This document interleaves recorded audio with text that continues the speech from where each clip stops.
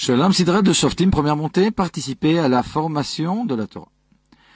Le Midrash Rabbah nous transmet une parabole relative au début de notre Sidra. Shoftim v'shotrim titan lecha bechol soarecha désigne des juges et des policiers aux portes, on pourrait dire, de tous les villages. Alors voilà ce que dit le Midrash. Il était un roi qui avait de nombreux enfants, mais il aimait le Benjamin plus que tous les autres. Ce roi possédait un verger qu'il aimait plus que tous ses biens. Il s'exclama: je donne ce verger que j'aime plus que tout à mon Benjamin, que j'aime plus que mes autres fils. La parabole est claire, nous dit le Midrash, le roi c'est Akadosh Baruch Hu, qui aime le peuple d'Israël plus que tous les peuples, c'est pourquoi il lui donna le din, les lois qu'il aime plus que tout. Parabole claire mais étonnante. En effet, les lois ne concernent pas que le peuple d'Israël. Les peuples aussi doivent observer un certain nombre de lois, et même édifier des tribunaux, ceci est l'une des lois noachides.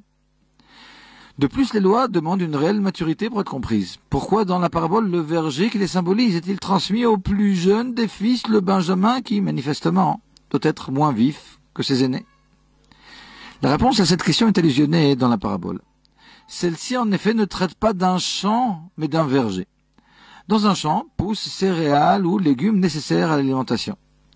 Dans un verger, cependant, poussent des fruits qui ne sont pas indispensables à l'alimentation, mais qui procurent un plaisir bien particulier. Que représentent ces fruits? Le Rambam, au début du 2e chapitre des lois relatives au Sanhédrin, nous rapporte que 3 rôles sont donnés aux juges. Ils produisent la Torah orale, ils enseignent les lois et leurs décisions sont diffusées. Le Rabbi fait remarquer qu'enseigner et diffuser les lois ressemble à ce que font aussi les juges des nations. La spécificité des juges rabbiniques est de produire la Torah orale. Alors comment la produire? Dieu transmet au Chachamim la Torah et les règles relatives à son étude, et en s'appliquant à l'étude, les sages produisent, on pourrait dire, la Torah orale. Ils retirent des montagnes d'enseignement en appliquant les règles d'étude transmises par Dieu à la Torah écrite. Cette production, si l'on peut dire, de la Torah par nos sages est le verger dont parle le Midrash. Celui-ci n'a pas d'égal chez les peuples.